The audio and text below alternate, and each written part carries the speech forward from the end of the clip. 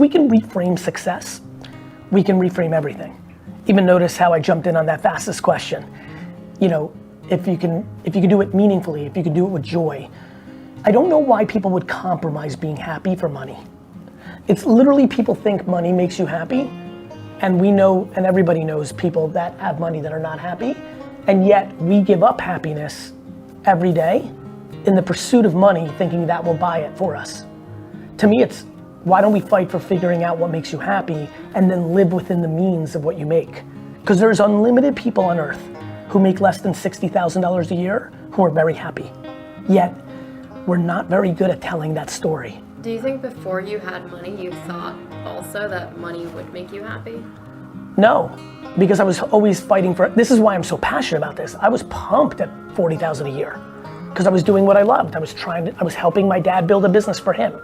I was going to garage sales on the weekend because I wasn't getting paid much to buy shit, you know, and flip it. I was watching the Jets and I was going on dates and I was living within my means.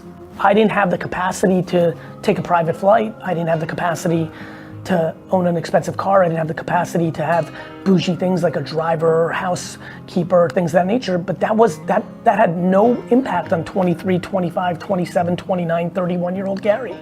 I didn't aspire to have those things. I aspired to have the happiness I had, and I fight for that. When have you felt in the last 5 years furthest away from being happy?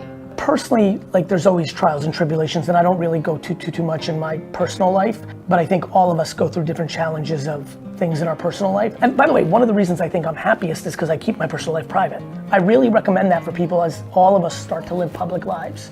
You don't have to be Charlie D'Amelio or Logan Paul to have your life public. Many of us are posting our boyfriend and girlfriend or significant other. We're posting real life stuff about this. I promise you, if you give the world your private life, they take it. So, A, that's something worth considering for everybody's listening, no matter, even if you don't aspire to be Taylor Swift, like you give your outer circle, not your family and friends, like your outer circle, you give them permission to be in your relationship, they own your relationship. Something worth thinking about. Anyway, to answer you professionally, I had a really tough day. I don't know if it was the furthest from happiness, but it was a real gut punch, and we started with this. The day I realized my candor made me wrong in 1,000 relationships that I had in my mind, not them. Because in my 20s and 30s, when I would fire someone after them being there for 2 years and they sucked, no bullshit, they stunk the whole time, but I never said anything and I didn't manage them. You know, I didn't make it better. I just let it sit. And I thought I was doing them a favor, right?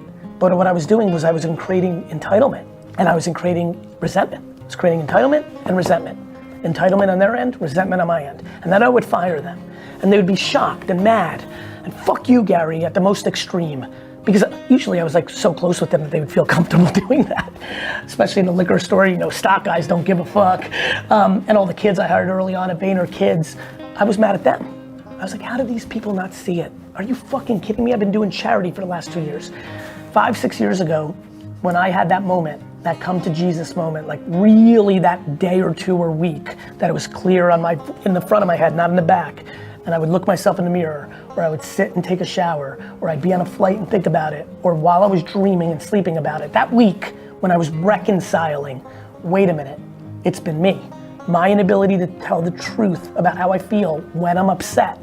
And even when I'm happy, like one of the things I'm thinking a lot about now is I don't smell the roses for myself, and that leads to my management style. I'm better at being like, good job, like I sprinkle it more than I do bad job, but it's not like it's overtly in me. I don't communicate it through words, I communicate it through actions and vibe. When that happened to me, that was the low point of my professional career. That means that I had to reconcile that. You know, all of us would like to think we're good and perfect, you know what I mean? And we know we're not.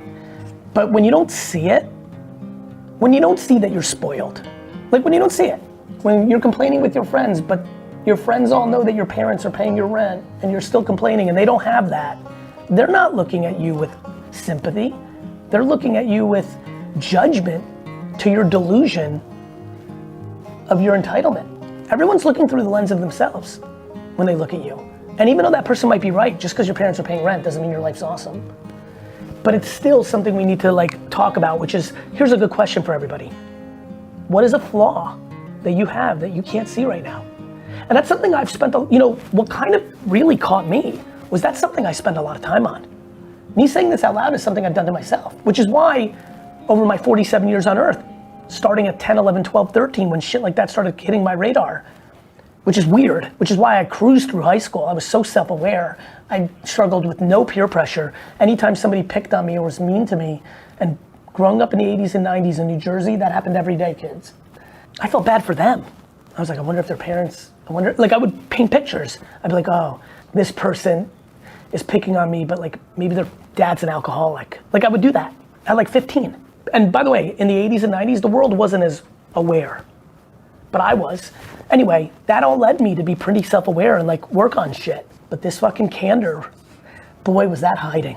That shit was candor, you motherfucker. You really hid somewhere in. I don't know where the fuck you were, under my appendix, up my asshole. I don't know where the fuck you were, but you were fucking hiding. And I couldn't find you.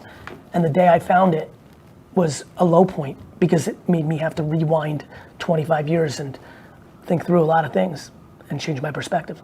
I love that. The self-awareness is so important. We all need it. And I'm doing things right now that I can't see. And I'm excited to challenge myself. And I challenge everyone to do it because you will get much happier. Because let me say this, and this will help a lot of people. This is something I've said in the past, and I've gotten a lot of feedback from this quote, so I'm hoping this helps someone that's never heard it before. The only people you're tricking are the people you don't want to trick. You're not tricking winners. You're tricking other people that are losing. So if you know you're doing something wrong, or you're doing something poorly, you might think you're tricking people, you're not. The most self-aware and emotionally intelligent people around you, they may not say something to you. For example, I might be your best friend in my 20s and 30s. I would have never said anything. But I knew. I knew what my friends were doing wrong or what they sucked at. I just didn't have the stomach to tell them. And I promise you, your most self-aware, loving people around you, your mom, your dad, your best friend, your spouse, your partner, they're not telling you either, but they know. So you're not tricking them. So you might as well figure out what the fuck you want to do with that. That's an amazing way to end. So